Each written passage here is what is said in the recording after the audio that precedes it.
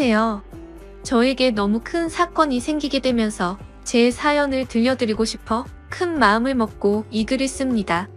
저는 생전 처음으로 저희 부부와 친구의 부부 이렇게 두 커플이 함께 여행을 가게 되었습니다.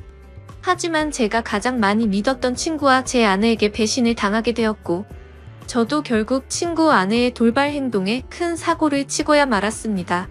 정말 어떻게 보면 비극적인 여행이었지만 또 한편으로는 새로운 인연이 되어버린 여행이 되었죠. 일단 제 친구는 원래는 친구 사이가 아니었고 직장 동기였습니다. 사실 있는 그대로를 말하자면 말만 직장 동기였을 뿐, 친구는 사장님의 아들이었고 저는 평범한 직원이었습니다. 임원들 보는 눈 때문에 아들을 사원부터 시작시켰을 뿐, 저와 친구는 하늘과 땅 차이의 그런 직장 동료였습니다. 친구는 직장 선배들이 알아서 기면서 대우를 하는 반면, 저에게는 커피 심부름부터 시작해서 별의별 허드레시를 많이 시켰었죠. 하지만 그나마 여자 직원분들은 제게 더 잘해줬던 걸로 기억합니다. 그 친구는 집안이 잘 살 뿐 외모적으로는 저에 비하면 좀 뒤떨어진다고 저는 생각하거든요. 처음에는 같이 입사를 했고 동갑내기였지만 친구 사이로 지내기가 어려웠습니다. 하지만 그 친구는 부잣집 아들답지 않게 성격이 너무 좋았고 왠지 모르겠지만 한없이 착하게 제게 다가오더라고요. 그래서 저도 점점 친구의 성격에 매료되었고, 어찌 보면 성인이 된 이후로 이렇게 마음을 터놓고 지내는 친구가 없다 싶을 정도로 친해졌습니다. 물론 같은 직장에 있을 때는 여러 사람들의 눈치가 보였기에 함부로 대하기는 어려웠죠. 그러다가 1년 뒤쯤 제가 다른 회사로 이직을 하게 되면서 더욱 친해진 케이스입니다. 원래 대부분은 회사를 그만두면 예전 직장 동료들과는 멀어진다고 들었는데, 저와 제 친구는 오히려 그 반대였죠. 여하튼 그렇게 친구가 된 지도 어느덧 거의 5년이라는 시간이 훌쩍 지났고, 그 사이에 저는 결혼을 하게 되었죠. 제 아내는 이직하기 전 원래 있던 회사에서 만났습니다. 외모도 예뻤고 성격도 착했던 매력적인 여자였습니다. 서로가 서로를 끌어당긴다고나 할까요? 그렇게 저는 불꽃같이 사랑을 했고 제 아내와 짧은 연애를 한 뒤에 결혼을 하게 되었습니다. 그런데 짧은 연애 탓인지 부작용이 따라오더군요. 지금이 결혼 2년 차인데 제 아내에게 지쳐갔습니다. 솔직히 모든 게 다 완벽하다 싶을 만큼 좋았었죠. 하지만 연애 시절에는 몰랐는데, 제 아내는 평상시에 엄청나게 게을러서 좀 지저분한 성격의 저와 많은 마찰이 있었습니다. 제가 약간의 결벽증이 있어서 그걸 버티기가 힘이 들었죠. 그나마 제가 청소를 열심히 하는 덕분에 그나마 집이 남들처럼 살아갈 정도지. 제가 아니었으면 아마 집안 꼴이 개판이었을 겁니다. 하지만 저를 약올리기라도 하는 건지 제가 열심히 치워두면 거기에 가서 어지럽히고, 또 치우면 또 어지럽히고, 정말 스트레스가 많이 쌓였었죠. 그 문제로 인해서 아내와 진지하게 이야기를 해봐도 그때만 달라진다고 할 뿐, 수없이 그 문제로 다퉈도 사람은 절대로 달라지지가 않더라고요. 그래서 저는 아내와 이별을 생각하는 지경까지 이르렀죠. 하지만 아무리 세상이 바뀌었다고 하지만 도저히 이렇게 섣불리 이혼을 생각하는 건 아니다 싶어서 고민을 하고 있던 때였습니다. 어느 날 저는 친구와 술을 마시게 되었습니다. 친구에게 제가 겪고 있는 고민을 말하게 되었고, 앞으로 어떻게 하는 게 좋겠냐고 물어보았죠. 그런데 친구는 한참 가만히 있더니 여행이라도 가보는 게 어떻겠냐고 물어보더군요. 마침 자신도 아내와 같이 여행을 가기로 했는데, 아버지 별장으로 갈 거라고 하면서 모든 비용을 자신이 낼 테니 같이 가자고 하더라고요. 뭔가 커플끼리 가게 되면 또 다른 재미도 있을 것 같고, 서로의 부부 생활에 대해서 고민들도 공유하면서 이야기를 나누다 보면 부부 사이가 더 끈끈해지지 않을까라며 생각을 한번 해보라고 말하더군요. 저는 마음이 너무 지친 상태여서 휴식이 필요하던 찰나에 친구의 제안이 반가웠죠. 하지만 제 아내는 여행 같은 걸 가는 것도 엄청 귀찮아하고 싫어합니다. 그래서 여행을 가자고 하면 가지 않을 게 뻔한 그런 성격이었죠. 그렇지만 저는 여행을 가고 싶었기에 아내에게 넌지시 물어봤습니다. 우리 여행 다녀온 지도 한참 됐는데 여행 가는 거 어떠냐며. 정우가 아버지네 별장에 와이프랑 놀러 가는데 부부끼리 같이 가는 거 어떻겠냐며 비용은 정우가 다 내기로 했고 우리는 몸만 가면 된다고 말했습니다. 그러자 아내는 의외의 대답을 하더라고요. 원래 평상시라면 귀찮게 무슨 여행이냐고 할 성격이었는데 왠지 신난 듯한 목소리로 자신도 여행 가고 싶었는데 잘 됐다며 곧바로 승낙을 하더라고요. 뭔가 아내의 평소와 다른 행동에 이상하다 생각했지만 공짜로 가는 거라서 저렇게 신난 건가 싶어서 그냥 그러려니 했었습니다. 그렇게 여행을 가기로 한 약속 당일 각자의 차를 타고 약속 장소로 가게 되었습니다. 저희 부부 먼저 도착을 했고 별장을 둘러보는데 입이 벌어질 만큼 정말 좋더라고요. 늘 다니던 여행지처럼 주변에 다른 펜션 건물들이 줄지어서 있는 것도 아니었고 별장이 바닷가 바로 코앞에 위치해 있어서 바닷소리도 정겨웠고 경치도 굉장히 좋아서 제대로 힐링을 하는 기분이었죠. 그래서 여행을 오길 참 잘했구나 라고 생각을 했습니다. 그렇게 저와 아내는 별장 근처를 둘러보고 나서 친구가 알려준 비밀번호를 누르고 별장으로 들어가서 짐 정리를 하기 시작했죠. 근데 그날 역시 저는 청소를 하는데 아내는 또 휴대폰만 만지작거리면서 가만히 앉아만 있더라고요. 짜증이 나긴 했지만 기왕 기분 풀려고 온 건데 다투기가 싫어서 그냥 내버려뒀습니다. 그렇게 1시간 정도가 지나자 친구네 부부도 도착을 했습니다. 친구와 친구 아내에게 인사를 건네고 있으니 아내도 뒤따라 나와서 웃으면서 인사를 하더군요. 아까까지만 해도 별로 표정도 좋지 않더니 갑자기 기분이 좋아졌는지 금세 좋다고 웃고 있더라고요. 그냥 친구가 아내와 같은 직장에 다니고 있었기에 사장 아들한테 잘 보이려고 하나 보다 했습니다. 친구의 짐을 푸는 걸 도와주고 나서 식사를 시작했습니다. 정말 그때 또 한 번 느꼈습니다. 부자는 달라도 참 많이 다르구나 생각이 들더군요. 출장 뷔페를 부른 건지 저녁 식사 시간에 맞춰서 온갖 음식들이 도착을 했고 10명이 넘게 먹어도 될 만큼 많은 양의 음식들이 세팅되더라고요. 친구는 이렇게 부부끼리 여행을 온 것도 처음인데 좋은 와인을 준비했다며 꺼내는데 정말 겉으로만 봐도 아주 고급져 보이더군요.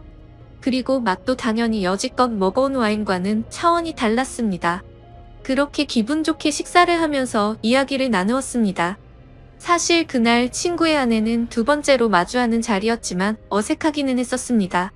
친구의 아내를 본 적은 있었지만 친구 결혼식에서 뒤풀이 때 잠시 와서 여러 사람들에 섞여서 인사만 했을 뿐 이렇게 가까이에서 얼굴을 보고 직접적으로 대화를 나누는 건 처음인 자리였습니다.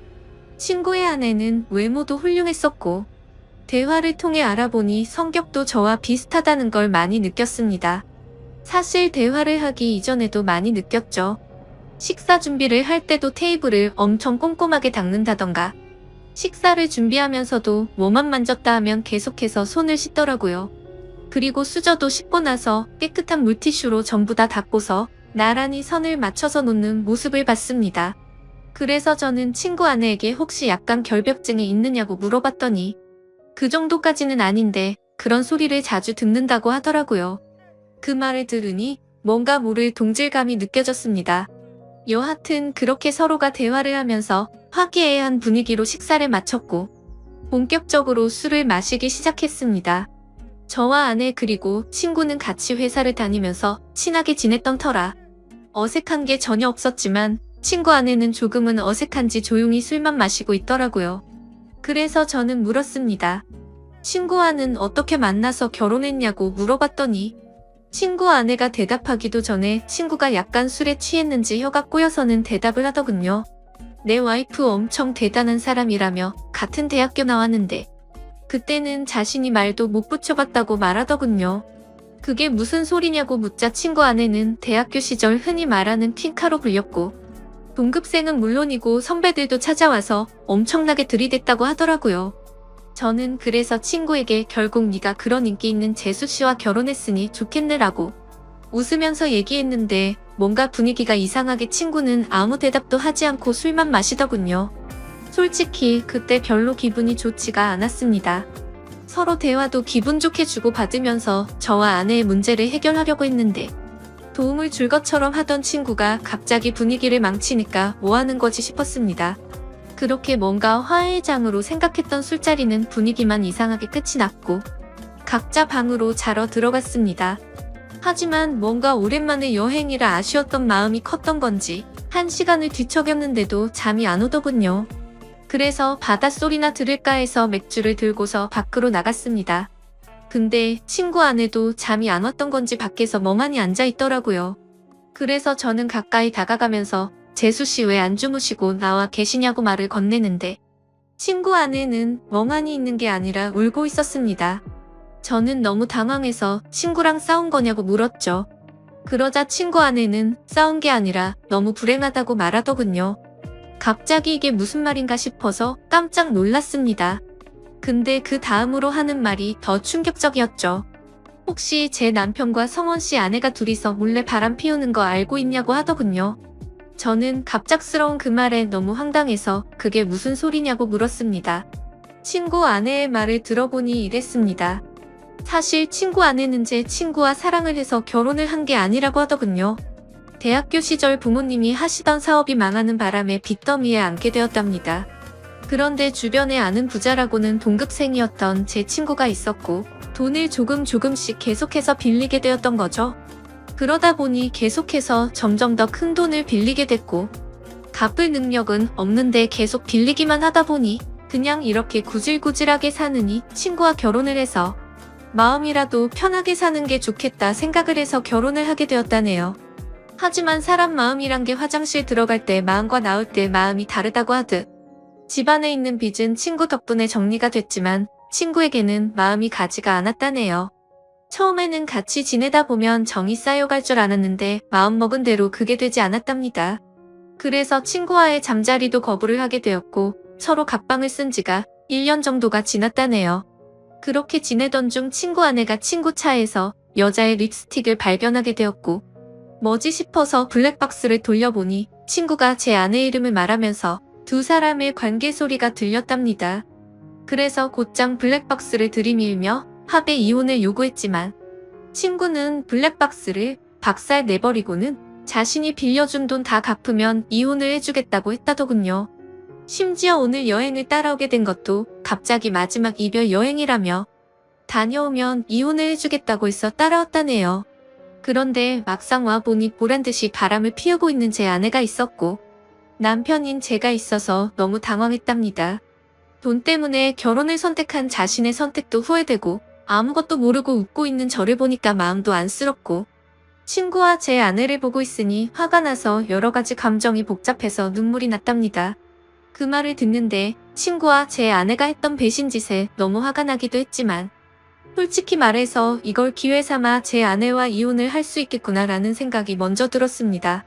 그 생각이 든 순간 이제는 제 아내와는 더 이상은 관계를 유지하기는 힘들겠구나 라고 생각을 했죠. 그리고 여러 가지 문제가 겹겹이 쌓여서 힘들어하는 친구 아내를 보니까 뭔가 마음이 안쓰러웠습니다. 그런데 갑자기 친구 아내는 제 손을 덥석 잡더니 말하더군요. 저희도 바보같이 당하지만 말고 뒤에서 바람이나 필까요? 라고 하더라고요. 아까 전까지만 해도 조용히 있던 그녀가 갑자기 이런 당돌한 말을 내뱉으니 깜짝 놀랐습니다. 그런데 오히려 저는 고마울 따름이었죠. 그래서 저는 술기운에 용기를 내서 곧장 그녀에게 입맞춤을 했고 저와 그녀는 바닷소리를 들으면서 함께 시간을 보냈습니다. 그리고 나서 다음날 저희는 일단 아무것도 모르는 척 그 여행을 끝내게 되었습니다. 며칠 동안 정말 초조하게 많이 생각했습니다. 아내의 외도와 친구놈의 배신이 문제가 아니라 그날 이후로 친구 아내에게 마음을 뺏겨버리게 되었죠. 그래서 용기를 내서 그녀에게 전화를 걸었습니다. 혹시라도 그날 일을 모르쇠로 하지는 않을까 했지만 반갑게 받아주더군요. 그래서 그날 그 일 이후로 많이 불편해하거나 생각이 달라지셨을까봐 걱정이 되어서 연락하기 어려웠다고 했습니다. 그러자 그녀도 같은 생각이었는데 제가 먼저 전화를 해줘서 고맙다고 하더라고요. 그렇게 저는 그날 저녁 그녀와 단 둘이 만나자고 약속을 잡게 되었습니다. 약속 장소에서 기다리는데 정말 여행 때와는 달리 화장도 짙게 하고 분홍색 원피스를 입고 오는데 너무 예쁜 나머지 심장이 두근대서 혼났습니다. 이미 사랑을 나눈 사이였지만 며칠 만에 만나서 밝은 곳에서 얼굴을 마주하고 있으니 어색했죠. 저는 얼른 술에 취해서 이 어색한 분위기를 떨치고 싶어서 와인을 시켰습니다. 그렇게 빈속에 빠르게 마시다 보니 금세 취하려고 하더군요. 그래서 저는 더 취하기 전에 이미 서로의 마음도 알고 있겠다 싶어 용기를 냈습니다. 앞으로 계속 만남을 가지고 싶다고 그녀에게 솔직하게 고백을 했습니다. 그녀는 제 고백을 받아주었고 대신 이 만남은 비밀로 해야 한다고 하더군요. 맞는 말이었습니다. 그녀의 합의 이혼이 우선시 이루어져야 했기 때문이죠. 친구놈과 제 아내의 불륜 증거를 모아서 위자료를 받아내서 빚을 정리하려고 대화를 나누었습니다. 저는 저대로 제 아내의 불륜 증거를 모으기로 했고 그녀는 그녀대로 친구놈의 불륜 증거를 모으기로 했습니다. 그로부터 한 달 정도가 지난 뒤에 저희는 두 사람의 불륜 증거를 모아서 한자리에서 다 같이 다시 모이게 되었습니다. 저는 그동안의 증거를 책상 위에 올려놨습니다. 이미 이렇게 모이자고 했을 때 미리 짐작을 했는지 별로 당황하지를 않더라고요. 친구놈과 제 아내는 제가 알던 모습과 달리 굉장히 뻔뻔하게 나왔습니다. 어차피 끝이 날 수밖에 없는 상황까지 왔지만 둘이서 바람 피운 이유가 궁금하더군요. 그래서 어쩌다 둘이 만나게 된 거냐고 물었습니다. 친구와 아내가 불륜 짓거리를 시작한 지는 이미 오래되었더군요. 소름 끼치게도 1년 전부터 두 사람은 이미 관계를 가지고 있었습니다. 친구놈은 자신의 아내와 각방을 쓰면서부터 제 아내와 바람을 피우기 시작했던 거였죠. 그래서 저는 그 말을 듣자마자 분노를 참지 못하고 욕이 튀어나왔습니다. 사랑에서 나오는 감정이 아니라 그동안 속여온 배신감에 대한 분노로 욕이 나왔습니다. 여하튼 합의는 생각보다 수월하게 진행이 되었습니다. 친구놈은 이렇게 모두가 알게 됐으니 자신의 아내보다 제 아내가 더 좋으니 당장 이혼하겠다고 하더군요. 친구놈의 아내는 친구놈을 무시하는 듯한 태도로 자존감을 많이 떨어지게 했고 항상 너무 깔끔한 성격에 숨쉬기조차 답답함을 많이 느꼈답니다. 하지만 제 아내는 그 누구보다 자신을 치켜 세워주고 심각하게 깔끔을 떨지 않아서 자신을 편하게 대해줬다고 하더군요. 참 신기하게도 사람은 이래서 끼리끼리 만나야 하는구나 생각이 들었습니다. 제게는 가장 큰 단점이었던 부분들이 누군가에게는 그게 장점이 된다라는 게 말이죠. 더 이상 이야기를 섞고 싶지 않았고 그렇게 모든 합의는 끝이 나게 되었습니다. 저는 위자료를 주지 않는 조건으로 합의 이혼을 하게 되었고 친구 아내는 빚을 다 탕감해주는 조건으로 합의 이혼을 하게 되었습니다. 어찌 보면 내로남불이라고 하실지도 모르지만 저와 그녀는 엄연히 먼저 배신을 당했기에 나쁜 만남을 가지고 있다고는 생각을 하지 않습니다. 참 어찌 보면 기막힌 일이지만 지금 당장은 너무 행복한 것 같네요. 부디 저희가 결혼까지 해서 앞으로는 늘 행복만 가득할 수 있도록 많은 응원 부탁드립니다. 감사합니다. 안녕하세요. 저는 현재 결혼 3년차가 되었고 한창 신혼생활을 즐기고 있는 남성입니다. 사실 이 얘기를 할까 말까 망설였습니다. 하지만 저 혼자만의 생각으로 되돌릴 수 없는 일을 저지른다면 나중에 너무 큰 후회가 되지 않을까 싶어서 글을 남기게 되었습니다. 이야기를 시작하기 앞서서 제 고민을 말씀드리면 저는 제 아내를 옆에 두고 있지만 계속해서 장모님이 생각나서 미칠 것 같습니다. 제 이야기를 읽어봐 주시고 어떻게 하는 게 현명할지 좋은 말씀 부탁드립니다. 저는 원래 가진 것 없는 흙수저 출신입니다. 그래서 돈에 관심이 굉장히 많았고 사업에 큰 뜻이 있었죠.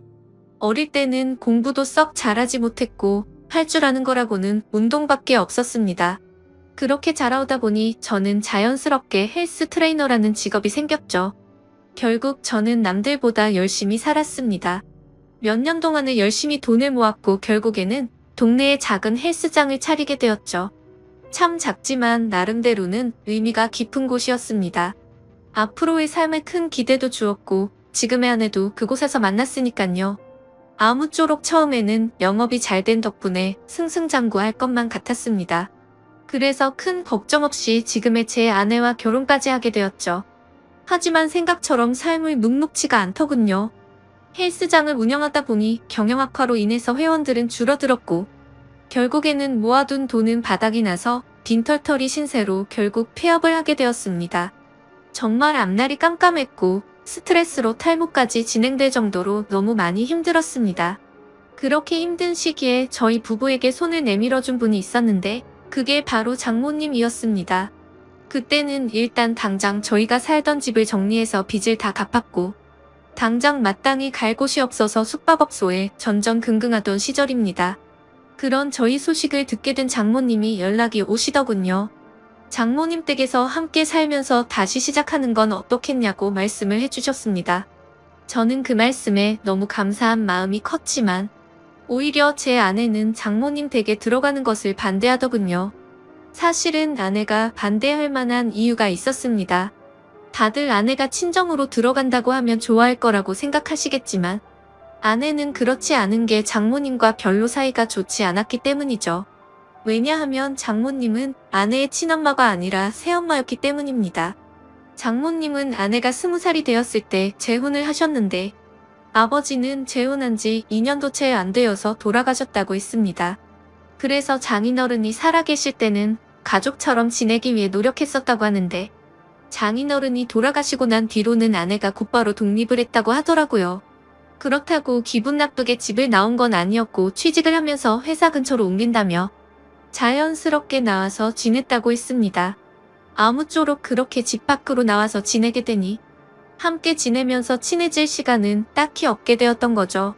그래서 아내와 장모님은 여전히 서먹서먹한 사이였습니다. 그렇다고 서로 싫어하는 건 아니었습니다. 아내도 처음 재혼을 할 때 별로 싫어했던 건 아니었다네요. 물론 새엄마가 자신과 나이 차이가 15살 밖에 차이가 나지 않는 건 몰랐다네요. 그래서 언니 같은 느낌이 강했고 엄마로 느껴지기에는 조금 어려웠던 거죠.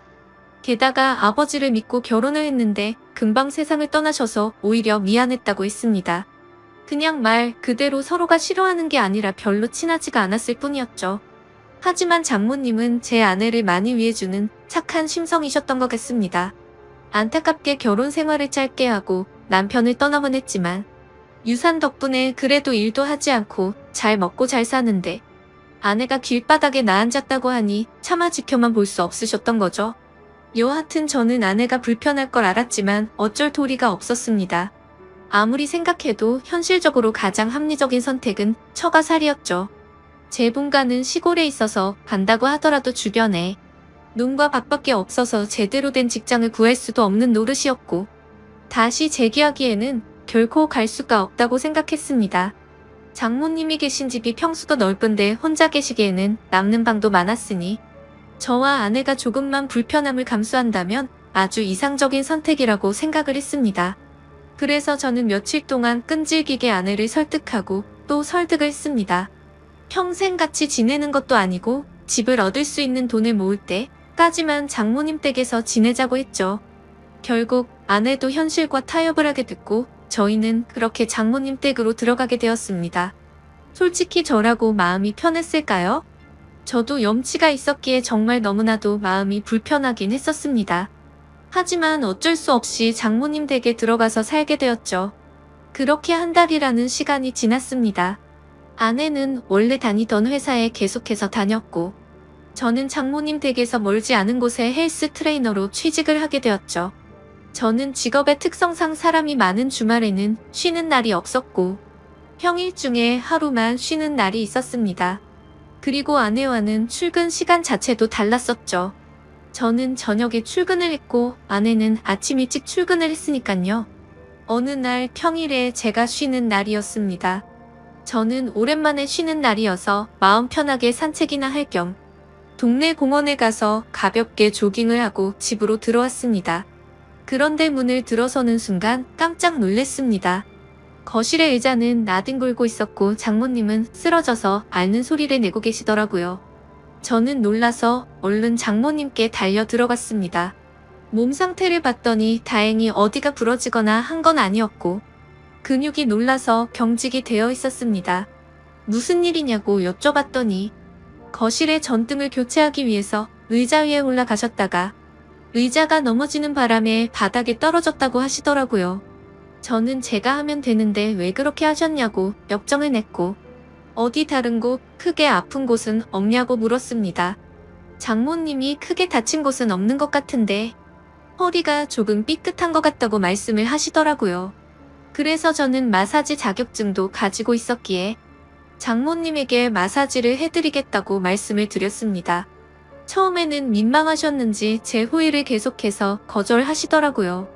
하지만 장모님 댁에 오고 나서 해드린 것도 없어 죄송했던 터라 저는 고집을 부렸습니다. 오늘도 제가 전등 갈았으면 이럴 일 없었는데 장모님께서 계속 거절하시면 제가 너무 죄송해서 지내기 더 불편하다고 말씀을 드렸죠. 그렇게까지 말씀을 드리니 장모님께서도 정 마음이 그러면 알겠다면서 마사지를 받겠다고 하시더라고요. 그래서 저는 장모님을 부축하고서 장모님 방으로 들어갔습니다. 사실 장모님 댁에 들어온 지도 한 달이나 지났지만 장모님의 방에 들어가 본 건 그날이 처음이었습니다. 방 안에는 캔들을 켜놔서인지 정말 좋은 향기가 온 방을 가득 채우고 있더라고요. 그렇게 향을 맡으며 장모님을 봤더니 뭔가 기분이 묘해졌고 아차 싶었습니다. 장모님과 저는 다른 집 장모 사위처럼 나이차가 그리 많지 않다는 거요. 아내는 저보다 연하였고 장모님은 저보다 겨우 10살밖에 많지 않았다란 걸 잊고 있었습니다. 사실 사회에 나가서 보면 장모님은 40대 초중반의 나이에 많지 않은 나이였고 나이를 모르고 보면 30대 중후반으로 보일 만큼 동안이셨죠. 제 입장에서는 항상 장모님으로 대했고 생각했기에 애써 외모에 대한 객관적인 생각을 하지 않았을 뿐 미모도 훌륭하셨죠. 그리고 무엇보다도 장모님은 당인어른과 결혼 전에 요가 강사를 하셨었기에 지금까지도 관리를 잘하고 계셔서 몸매는 솔직히 제 아내보다도 훨씬 좋은 것 같았습니다. 아무튼 저는 엎드려 있는 장모님을 보니까 순간 수많은 생각들이 스쳐 지나갔지만 정신을 차리고 마사지를 해드리기 시작했습니다.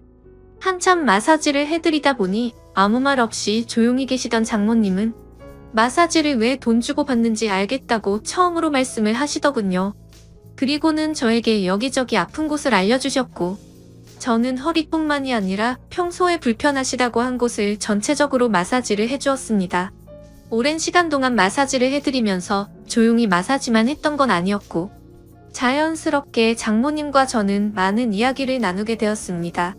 사실 그동안 저는 염치 없이 처가 살이를 하는 입장이라 장모님께 함부로 말도 붙이지 못했고 약간은 내성적인 성격이신 장모님도 제게 그다지 말을 먼저 붙이지는 않으셨었죠. 그런데 마사지를 받으면서 한마디씩 하다 보니 점점 편해지셨는지 장모님은 평소에 볼 수 없었던 수다스러운 모습들도 보이셨고 소리내어 웃으시기까지 하더라고요. 저도 뭔가 장모님과 한층 더 가까워진 것 같아서 기분이 좋았고 오랜만에 즐겁게 수다를 떨다 보니 시간 가는 줄 모르고 계속 마사지를 해드렸습니다. 그렇게 그날 이후로는 아내가 출근을 하고 제가 출근하기 전까지 남는 여유 시간에는 장모님에게 마사지를 해드렸습니다. 그러다가 문득 드는 생각이 있었죠. 마사지를 해드리면서 느꼈지만 정말 장모님은 40대 몸매라고 하시기엔 믿어지지가 않았죠. 솔직히 눈 감고 마사지를 하면 20대라고 해도 믿을 정도였으니깐요. 하지만 감히 장모님에게 결코 그런 생각을 해서는 안 된다고 정신줄을 바로 잡고는 했습니다. 여하튼 거의 매일같이 장모님께 마사지를 해드리다 보니 장모님과 저는 급속도로 친해지게 되었죠. 그러다 보니 장모님은 평소와는 다른 모습들을 많이 보여주더라고요. 평소 장모님은 내성적이신 성격에 말도 없고 조용한 분이신 줄 알았는데 점점 말씀도 많아지셨고 장난도 많이 치시는 모습이 보이더군요. 나이와 맞지 않게 티 없이 맑은 그런 해맑은 성격이라고 느꼈습니다. 장모님은 최근에도 어떤 남자가 자기에게 연락처를 물었는데 거절했다는 이야기부터 시작해서 장인어른을 처음 만나게 되었던 이야기들과 갑작스럽게 떠나보내고 슬펐던 이야기들까지 제게 숨기는 거 없이 말씀을 해주시더군요. 그러다 한 번은 저에 대해서 말하는 것이었습니다. 처음에 제 아내가 저를 데리고 장모님께 인사를 드리러 왔을 때 다른 건 몰라도 제 몸을 보고 아주 마음에 들었다고 말씀하시더라고요. 제가 너무 듬직해 보였고 몸 좋은 사람들이 자기 관리를 잘하는 사람이라고 생각한다며 저의 첫인상을 정말 좋게 보셨다고 말씀을 해주시더라고요. 그러다 장모님은 저에게 짓궂은 농담을 던지셨습니다. 그런데 자신의 경험상 이렇게 몸 좋은 사람들 중에 밤에는 힘을 못 쓰는 사람이 허다해서 걱정이었는데 이틀 전에 그 걱정을 덜게 되셨다고 하더라고요. 저는 무슨 말인가 생각을 한참 하다가 깜짝 놀랐습니다. 이틀 전이라면 아내와 제가 이세를 갖기 위해서 사랑을 나눴던 날이었습니다. 그렇다면 저와 아내가 사랑을 나누는 소리를 장모님이 다 들으셨다는 건데 저는 민망하기도 하고 부끄럽기도 해서 아무 말도 못하고 있었죠. 그러자 장모님은 갑자기 웃으시면서 부부 사이에 당연한 일을 한 건데 그렇게 부끄러워하지 않아도 된다고 말씀을 하시더라고요. 그러시고는 제 아내가 부럽다고 말씀을 하셨습니다. 자신은 지금 혼자 지내게 된 지도 벌써 많은 시간이 지나다 보니 외롭다고 하시더군요. 그러다가 장모님은 갑자기 제 팔뚝을 어루만지시면서 이런 튼실한 팔뚝을 가진 남자가 곁에 있다는 건 정말 부러운 일이라고 말씀을 하셨죠. 그날 이후부터는 장모님의 장난스러운 스킨십은 계속되었습니다. 저도 기분이 썩 나쁘지는 않았죠. 솔직히 말해서 좋다고 생각도 했었습니다. 하지만 이러다가는 큰일이 벌어지겠다고 생각을 했고 장모님에게는 저의 근무 시간이 바뀌었다고 거짓말을 했습니다. 그날부터는 저는 아내와 함께 출근을 하게 되었고 아내가 퇴근하는 시간을 맞춰서 같이 집으로 들어갔었죠. 그렇게 저는 가정의 평화를 위해 장모님과의 거리를 두기 시작했습니다. 장모님도 제가 아내와 함께 있으니 둘이 있을 때처럼 함부로 장난을 치지는 못하셨고 별탈 없이 시간이 흘러가고 있었죠. 그러다 며칠 뒤 저는 아침에 아내와 함께 출근을 하기 위해 집 밖으로 나왔고 마땅히 갈 곳이 없어서 집 근처 커피숍에서 휴대폰을 하면서 시간을 보내고 있었습니다. 그런데 갑자기 장모님에게 전화가 오더군요. 무슨 일이지 싶어서 전화를 받았더니 장모님은 제게 어디냐고 물으시더라고요. 저는 지금 헬스장에서 일을 하고 있다고 했죠. 그러자 장모님은 요즘 헬스장에서는 무슨 커피도 파냐고 묻더라고요. 저는 그 말에 무슨 말을 하시는 거지 싶어서 고개를 들었더니 커피숍 입구 쪽에서 저를 노려보고 있는 장모님을 발견하고 말았습니다. 그리고는 장모님은 아무 말도 안 하시고 전화를 끊으시고는 밖으로 나가버리셨죠. 그날 이후로는 정말 집안 분위기가 엉망진창이 되었습니다. 그렇지 않아도 서먹서먹한 분위기였는데 그때부터는 한기까지 느껴질 정도였죠. 그래서 저는 하루하루가 바늘 방석에 앉아서 생활하는 것처럼 너무 많이 불편했었습니다. 그렇게 불편한 나날을 보낸 지도 몇 주가 지나갔고 아내는 회사 워크숍이 있어서 1박 2일로 자리를 비운다고 하더군요. 저는 어색한 걸 너무 싫어하는 성격이라 솔직히 그때부터 너무 초조했고 미칠 것 같았습니다. 차라리 친구들을 만나서 밤새도록 술이나 먹고 들어올까부터 시작해서 여행이라도 다녀온다고 할까 등 수많은 여러가지 생각을 했지만 아내가 자리를 비울 때 기회다 싶어서 같이 자리를 비우면 일을 더 악화시킬 것 같아서 차마 그런 방법을 선택할 수는 없겠더라고요. 그래서 저는 장모님과 이런 불편한 관계로 계속해서 지낼 수는 없는 노릇이었기에 결국 정면 돌파를 하기로 마음을 먹게 되었습니다. 저는 아내가 워크숍을 간 날 삼겹살과 소주 등 장모님께서 좋아할 만한 것들을 잔뜩 사들고서 집으로 들어갔습니다. 장모님의 방 문을 노크하면서 장모님께 그동안 죄송했다며 함께 먹자고 말씀을 드렸죠. 하지만 제게 많이 화가 나신 장모님은 대꾸도 하지 않으시더라고요. 그래서 저는 간곡히 계속해서 부탁을 드렸고 결국에는 장모님은 제 성화에 모시겨 식탁에 앉으셨습니다.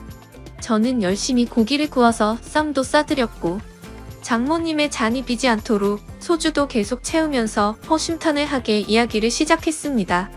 장모님께서는 장난이라고 제 몸을 계속 만지시는데 솔직히 저한테는 정말 부담스러운 일이었다고 했죠. 그러자 장모님은 그게 그렇게 싫어서 거짓말까지 하고 그랬냐고. 그냥 싫으면 싫다고 하지 그랬으면 굳이 안 했을 텐데 왜 이상한 사람을 만드냐고 화를 내셨습니다. 저는 또 화가 나신 장모님을 보면서 당황한 나머지 사실 싫어서 그랬던 건 아니었다고 했죠. 그런데 그 말을 하자마자 아차 싶었습니다. 장모님은 곧바로 싫은 게 아니면 뭐냐고 물으셨습니다. 이런 말씀드리기 그렇지만 사실 장모님께서 저를 만지실 때마다 좀 느낌이 이상했다고 했죠. 장모님은 그때부터 뭔가 표정이 달라지시더니 무슨 느낌이 이상하냐고 했습니다. 그래서 저도 술도 취했겠다. 그동안 억울했던 마음도 있었던 터라 생각 없이 말을 내뱉기 시작했습니다. 장모님처럼 젊으시고 예쁘신 분이 저를 만지시니까 당연히 이상한 생각이 들고 그랬다고. 저도 남자인데 아무렇지 않은 게 이상하지 않겠냐고 필터를 거치지 않고 마구 말을 했죠. 그 말을 하는 순간 분위기는 순식간에 얼어붙어 버렸고 그 대화를 마지막으로 장모님과 저는 그냥 연신 술만 마시기 시작했습니다. 그래서 저는 분위기를 만회하고자 장모님에게 시덥지 않은 농담을 던지기 시작했지만 분위기는 쉽사리 나아지지 않더라고요. 그렇게 술만 연신들이 붙다 보니 저도 모르게 정신이 왔다 갔다 할 만큼 술이 올라오기 시작했습니다. 근데 갑자기 장모님은 실수로 옷에 음료수를 쏟게 되셨고 옷을 갈아입고 오신다고 하더니 방으로 들어가셨습니다. 그래서 저는 혼자서 술을 계속 마시고 있었죠. 그렇게 몇 분이 지나서는 장모님 방의 문이 열려서 고개를 들었는데 저는 깜짝 놀라서 들고 있던 술잔을 놓쳐버릴 뻔했습니다. 장모님은 차마 입에 담지 못할 그런 복장으로 갈아입으시고는 저에게 다가와서 조용히 말했습니다. 나 지금 많이 취해서 기억이 하나도 안 날 것 같아. 너도 그렇지 않냐며 제게 묻더라고요. 저도 술에 취한 나머지 그렇다고 고개를 끄덕였습니다. 그랬더니 장모님은 갑자기 제게 다가오셔서는 우리 오늘은 기억에서 지우자 하고는 저를 끌어안았습니다. 장모님과 저는 그렇게 술에 취해서인지 무언가에 홀렸던 건지 결코 돌이킬 수 없는 실수를 저지르고 말았던 겁니다. 다음날 아침 숙취로 인해 두통을 겪으면서 일어났는데 순간 어제 있었던 일이 생각나면서 너무 두려웠죠. 저는 장모님이 깰까봐 조용히 밖으로 나와서 평상시처럼 식탁을 치우고 샤워를 했습니다. 제가 샤워를 하던 중에 장모님도 일어나셨는지 평상시와 다름없이 제가 먹을 아침을 차려주셨습니다. 그날부터 저와 장모님은 더 어색한 사이가 되었습니다. 마주칠까봐 서로가 서로를 피하는 듯한 느낌이었죠. 그렇게 며칠이 지나게 되었고 장모님은 따로 아내를 부르더니 통장을 하나 건네주었습니다. 좋은 집은 아니어도 오피스텔 보증금 정도는 될 것 같다면서 줬다고 하더군요. 그렇게 그날 이후로 저와 아내는 장모님 댁에서 나오게 되었고 새로운 오피스텔을 얻어서 지내고 있습니다. 그로부터 벌써 한 달이라는 시간이 지났습니다. 정말 그날 일은 잊으려고 무던히도 애써봤고 사실 금방 잊혀질 거라고 생각했습니다. 그런데 제가 정말 미쳐버린 건지 그날 있었던 일이 너무 생생하고 그립다고나 할까요? 정말 제가 이래서는 안 되는데 제 아내를 옆에 두고서 저는 장모님이 계속해서 생각나서 미쳐버릴 것 같습니다. 차마 이런 생각을 하는 것조차 욕을 먹어 마땅한 그런 일인 걸 잘 알지만 사람 마음이라는 게 수학 공식처럼 답이 정해져 있는 게 아니잖아요. 장모님의 얼굴을 한 번 더 보고 나면 제 마음이 착각을 했구나 생각할 수도 있을 것 같은데 용기를 내서 장모님에게 연락을 하는 게 맞을지 어떻게 해야 할지를 잘 모르겠네요. 다른 분들이라면 어떻게 하실 것 같으신가요? 그냥 얼굴만 보는 건데 크게 문제가 되진 않을 것 같고 연락을 해보는 게 맞을까요? 아니면 지금처럼 계속 참아가면서 살아가는 게 맞을까요? 부디 현실적인 답변 부탁드리겠습니다. 감사합니다. 안녕하세요. 저는 부산에서 살고 있고 올해 39살이 된 남자입니다. 남들에겐 평생 한 번 있을까 말까한 일들을 최근 몇 년 사이에 다 겪다 보니 제 스스로는 많이 성장했다고 생각했습니다. 하지만 또 다시 처제로 인해 저는 너무 큰 고민이 생겨버리고 말았고 저는 도대체 어떻게 이 막장 같은 상황을 벗어나야 할지 다양한 분들의 의견을 묻고 싶습니다. 우선 저는 7년 전에 결혼을 해서 제 아내와 풍족하지는 않지만 그래도 다툼 없이 행복한 삶을 잘 지내고 있었습니다. 제 아내는 어디 하나 나무랄 게 없는 너무나도 착한 심성의 여자였었죠. 처음 만나게 된 건 제가 처음으로 봉사활동을 나가서 보게 되었습니다. 그때는 제 인생에 대한 회의감이 들었었고 자존감이 너무 낮아져서 많은 사람들을 만나서 저를 고치고 싶었습니다. 그리고 어려운 환경에 있는 사람들을 돕고 하다 보면 제 인생이 더 나아지지 않을까 하는 마음으로 용기를 내서 봉사활동을 나가게 되었습니다. 그렇게 봉사활동 장소에 도착을 했고 저는 사랑에 빠져버렸습니다. 그게 바로 제 아내였죠. 아내는 맑고 고운 미소로 어린아이들을 돌보고 있었고 햇빛에 비친 미소는 정말 눈이 부실 정도로 아름다웠습니다. 저는 그렇게 첫눈에 푹 빠져버리고 말았죠. 지금 생각해도 눈물이 날 정도로 너무 아련했었던 기억이네요. 하지만 그녀에게 쉽게 다가갈 수가 없었습니다. 저는 가진 것도 별로 없었고 외모도 남들보다 별로 뛰어나지 않은 그저 평범한 사람이거든요. 그리고 그 당시에는 되는 일이 하나도 없어서 자존감이 바닥을 치고 있을 때였죠. 저는 생전 처음 봉사활동을 오다 보니 너무 뻘쭘한 나머지 어색하게 가만히 있었습니다. 그러자 갑자기 제게 다가온 그녀는 또 다시 미소를 지으며 인사를 건넸죠. 처음 오시냐고 물었고 그렇지 않아도 일손이 부족했는데 잘 부탁드린다면서 악수를 건네더군요. 손을 마주 잡는 순간 저는 제 인생을 이 여자와 평생 하고 싶다라고 생각을 했습니다. 하지만 생각만 그럴 뿐 저는 용기가 없었습니다. 그저 조용히 말도 없이 묵묵히 일만 했고 남자답지 못하게 숙기도 없었죠. 그렇게 봉사활동을 시작한 지도 3개월이 지나갔을 무렵 그녀가 제게 묻더라고요. 이렇게 꾸준히 나오시는 분이 드문데 정말 성실하신 것 같다더군요. 그러더니 언제 한번 식사라도 대접해야 하는데 라고 말을 하더라고요. 그 말을 듣자 저도 모르게 오늘 식사하면 되지 않을까요? 라고 말이 나와버렸습니다. 말을 내뱉어버린 순간 아차 싶었고 쥐구멍이라도 숨고 싶은 심정이 들었죠. 그런데 너무 의외로 그녀는 웃으면서 안 될 거 없죠 라며 제게 미소를 지어주더군요. 그날 저와 그녀는 처음으로 단둘이 식사를 하게 되었고 예전보다 훨씬 가까운 사이가 되어가고 있었습니다. 제법 말도 하면서 장난도 치고 할 무렵 저는 어느 정도 성격이 예전보다 밝아진 게 느껴졌죠. 그래서 다시 일자리를 알아봐야 하겠다 싶었고 운이 좋게도 금방 취직이 되었습니다. 앞으로 회사 일을 하면 봉사활동에 나오기가 어려워진 상황이었고 저는 그녀에게 용기를 내서 고백을 하게 되었습니다. 이곳에서 처음 만나게 되는 순간부터 좋아하게 되었다며 이곳에 있는 동안 너무 행복했었고 앞으로도 행복하고 싶다고 말했죠. 그러자 제 진심이 통했는지 한참을 고민하다가 제 고백을 받아주었고 저와 그녀는 연애를 시작하게 되었습니다. 생각보다 연애 기간은 그리 길지 않았습니다. 저는 애초부터 이 여자와 평생을 함께하고 싶었기 때문도 있었죠. 만난 지 1년이 되는 날 저는 평생을 함께 지내자고 프로포즈를 했고 처음 제 고백을 받아주었을 때처럼 그녀는 제 프로포즈를 받아주었습니다. 너무 행복했고 고마웠습니다. 저는 어릴 때 아버지를 떠나보내게 되어서 홀어머니 밑에서 자랐습니다. 그래서 집안이 남들보다도 훨씬 좋지 않은 형편이었고 저 또한 그저 그런 평범한 회사에 다니고 있었기에 사실 많이 망설였습니다. 하지만 제 이기적인 마음이 앞서서 결혼을 하자고 했는데 제 형편을 잘 아는 그녀였지만 제 프로포즈를 흔쾌히 받아주었죠. 어떻게 이렇게 착한 여자가 세상에 또 있을까 싶었고 너무 놓치고 싶지 않았습니다. 그날 이후로 저희는 결혼 준비를 하는 과정에서 아내의 친정을 찾아뵙게 됐습니다. 장인어른과 장모님은 아내처럼 너무나도 착하시고 훌륭한 분이셨습니다. 장인어른은 사업을 하고 계셨고 제 이야기를 들었다고 하시더라고요. 어릴 때부터 아버지를 잃어서 그동안 아들로서 참 고생이 많았겠다며 당장 살 곳이나 이런 건 걱정 말고 행복하게 살아만 달라고 말씀하시는데 너무 감사해서 눈물이 날 뻔했습니다. 그런데 유독 집안에 돌연변이는 늘 있다고 하듯 아내의 친정에도 그런 사람이 존재하더군요. 제 아내는 저보다 5살이 어렸고 아내의 동생은 저보다 10살이 어렸습니다. 그 당시 20대 초반이었는데 아내와는 다른 분위기에 엄청난 미인상이더라고요.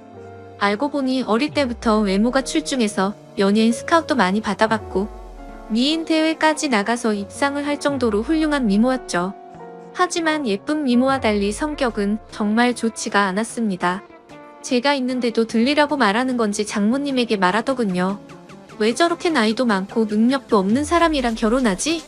집안도 좋은 것도 아니고 도대체 이해가 안 되네라며 하는데 장모님은 조용히 하라고 하는 모습까지 다 보였었죠.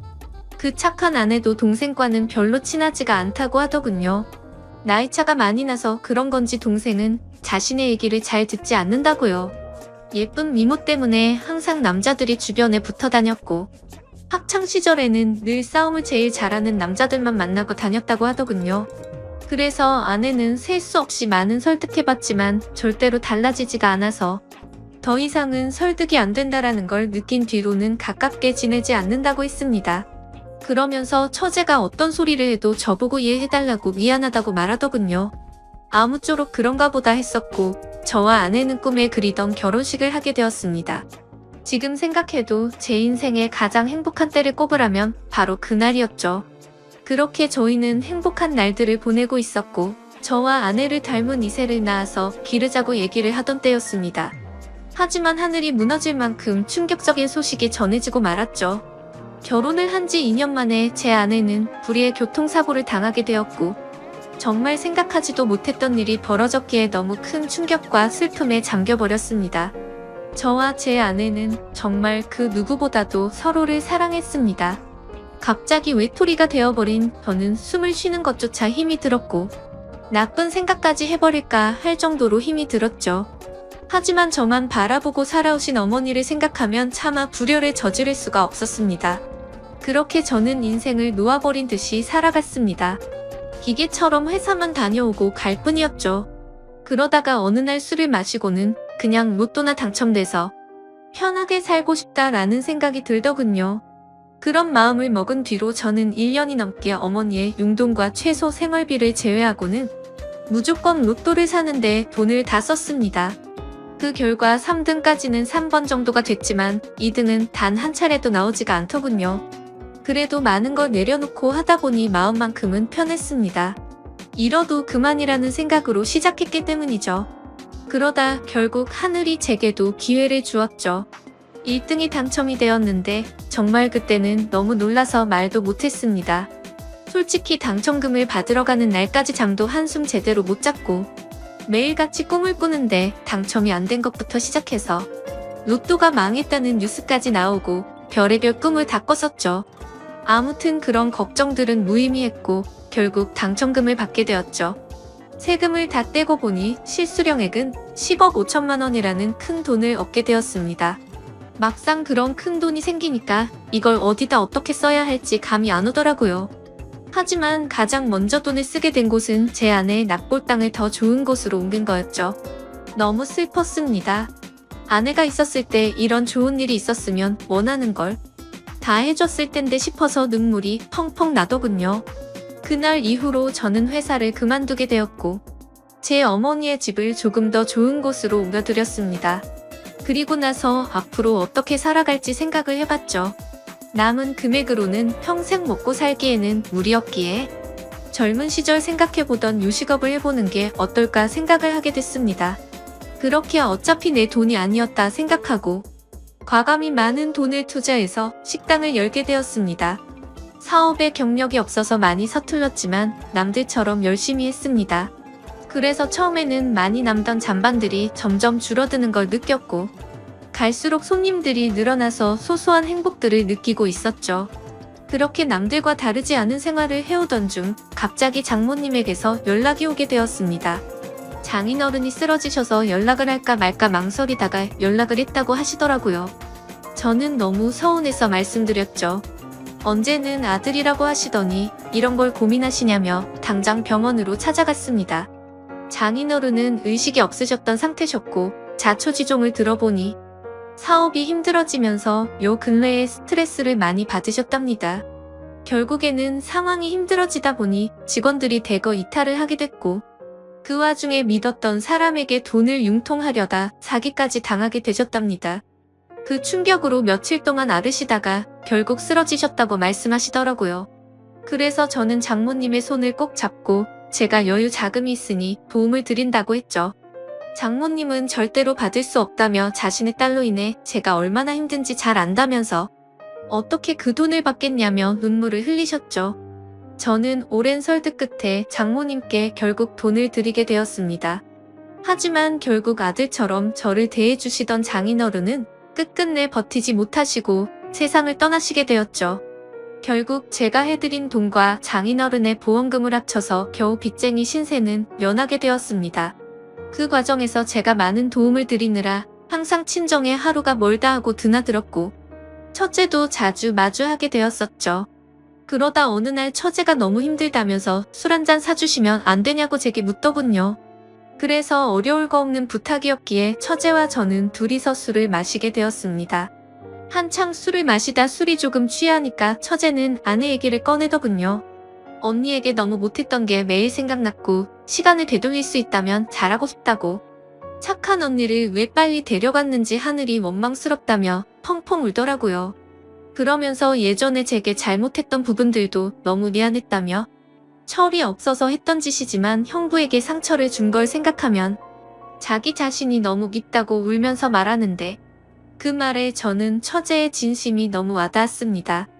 그래서 그날 이후로 저는 처제를 다시 보게 되었습니다.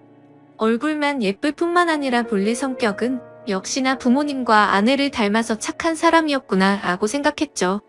그리고 나서 처제와 많은 대화들을 나누었습니다. 많은 대화를 나누다 보니 그동안 서먹했던 사이가 조금은 풀어지는 듯했고 말을 이어가다가 처제는 제게 질문을 했죠. 갑자기 왜 이렇게 돈이 많냐고 묻더군요.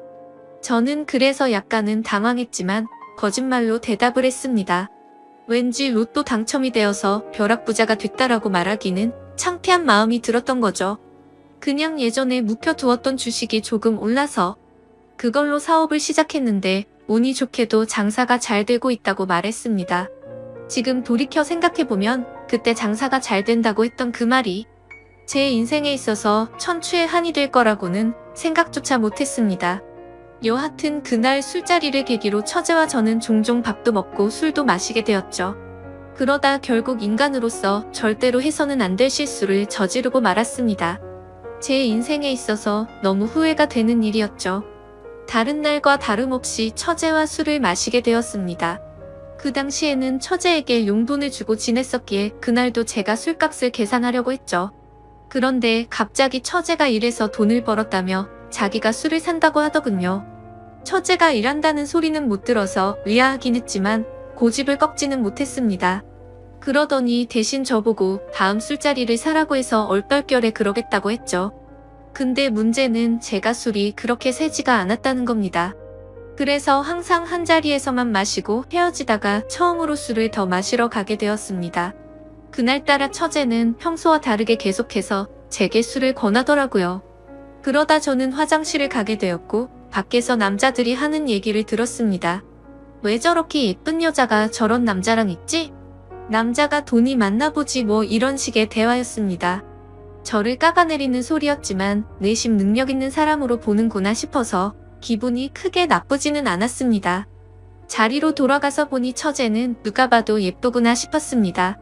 물론 당연히 처제가 예쁘다는 건 잘 알고 있었죠.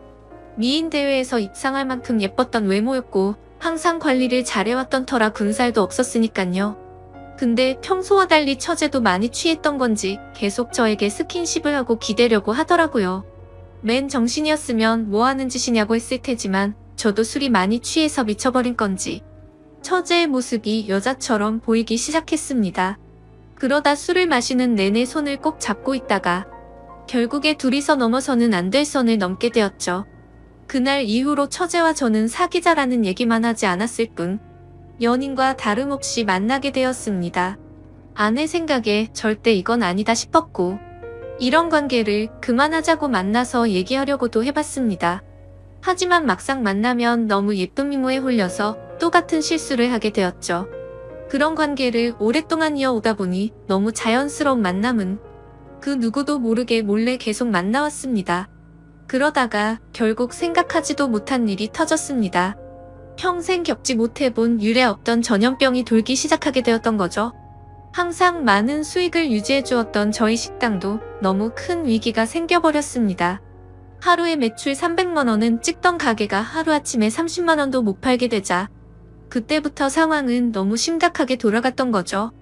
몇 년 동안 이런 적이 없었기에 모아뒀던 돈들은 시설 재투자로 많은 자금을 지출한 상태였었고 가만히 숨만 쉬어도 나가는 돈이 어마어마했습니다. 결국에는 어떻게든 버티려고 발버둥을 쳐봤지만 도저히 끝날 줄 모르는 상황에 모든 걸 포기하게 되었죠. 그동안 모든 정성을 쏟아부었던 가게를 폐업 처리를 하는데 정말 한숨만 나오고 너무 슬펐습니다. 말 그대로 저는 한마디로 알거지가 되어버렸습니다. 하지만 그런 아픈 마음을 위로해주는 사람은 단 한 명도 없었죠. 연인이라고 생각했던 처제는 제가 폐업 처리를 하자 급격하게 변해버렸습니다. 사실 그 이전에 힘들 때부터도 많이 달라진 걸 느끼긴 했었습니다. 한 달에 한 번 볼까 말까 할 정도로 약속을 계속 미루더라고요. 그러면서 급하게 돈이 필요하다며 저를 못살게 굴었죠. 지금 상황 힘든 거 잘 알지 않냐고 해도 짜증을 내면서 결국에는 항상 받아갈 정도였습니다. 폐업 신고를 하고 난 뒤 저는 앞으로 다시 열심히 하면 잘 될 거라고 처제의 손을 잡았습니다. 처제는 일단 자신에게 있는 돈 전부를 맡겨두라고 하더군요. 사업하는 사람을 못 믿겠다면서 어떻게든 우리가 만나려면 돈이 있어야 하지 않겠냐고 하더라고요. 그나마 가지고 있는 거라고는 집에 잡혀있는 전세자금 5천만 원이 다였죠. 그래서 저는 월세로 옮겨가기 위해 그 돈을 받게 되었고 곧장 처제에게 다 보내게 됐습니다. 그런데 이 틈에 따라고 문자를 한 이후로 단 한 통의 답장도 전화도 없더라고요. 그렇게 몇 주가 흘렀고 저는 배신감에 치를 떨면서 도저히 이렇게는 못 넘어간다 싶어서 처제가 살고 있는 오피스텔 앞에서 한참을 기다렸습니다. 그날 자정이 다 되어서야 처제는 어떤 건장한 남자와 팔짱을 끼고 나타나더군요. 정말 순간적으로 눈이 돌아갔습니다. 그 남자와 맞붙어서 절대로 이길 자신이 없었지만 제 눈에는 이미 그런 게 보이지 않았고 욕을 하면서 뛰쳐나갔죠. 처제는 깜짝 놀라더니 왜 여길 찾아왔냐고 하더라고요. 그래서 저는 내 돈 찾으러 왔지 왜 연락을 안 받냐고 소리를 질러댔습니다. 그러자 처제는 갓잔타는 듯이 제 눈을 똑바로 쳐다보면서 욕을 내뱉더군요. 내가 너한테 그동안 당해온 게 있어서 위로금 차원으로 생각하고 받은 건데 뭐가 문제냐면서 감옥에 안 보낸 걸 감사하게 생각하라고 말하더군요. 정말 망치로 머리를 맞은 기분이었습니다. 첫째도 저와 같은 마음인 줄 알았는데 그게 아니었던 거죠. 그저 저는 돈을 주는 기계처럼 생각했던 거였습니다. 저는 순간 너무 분노가 치밀어 올라서 달려들려고 하는데 그 건장한 남자가 제 멱살을 잡더라고요. 내가 네 처제 되는 여자 남자친구인데 무슨 헛소리를 짓거리냐고 하더군요. 인간 같지도 않은 짓 해놓고 무슨 염치로 여길 오냐면서 마음 같아서는 묵사발 내주고 싶은데 지금 사고치면 안 돼서 겨우 참는 거라고 말하더군요. 그러고는 저를 밀쳐버리고는 처제의 집으로 둘이 같이 들어갔습니다. 그냥 누가 봐도 그 남자는 건달이었습니다. 온몸에 문신이 가득했고 사고를 치면 안 된다고 하는 걸 봐서 느낌이 왔죠. 심지어 그런 모습을 보니까 그 남자와 짜고서 제게 돈을 뜯어낸 게 아닌가라는 생각이 들었습니다. 하지만 인간 같지도 않다라는 말은 틀린 말은 아니었죠. 그때 그 말을 듣는데 정신이 번쩍 들었습니다. 그토록 사랑했던 아내를 떠나보내고 감히 처제와 연인으로 지냈다니 저는 차마 할 말이 없습니다. 그렇지만 그럼에도 불구하고 저는 지금 당장 제 모든 재산을 잃어버렸기에 어떻게 해야 할지 도저히 모르겠네요. 그 5천만 원으로 어떻게든 재기해보려고 했던 사업 미천이었는데 너무 절망적일 뿐입니다. 이런 경우에 법적으로 제가 다시 그 돈을 받아낼 방법은 전혀 없을까요? 그리고 솔직하게 말해서 돈도 돈이지만 이러면 안 되지만 처제가 그 돈과 붙어 있을 걸 생각만 해도 너무 화가 나고 가슴이 터질 것만 같습니다. 한심한 질문이지만 제가 어떻게 하는 게 좋을지 많은 말씀 부탁드립니다. 감사합니다.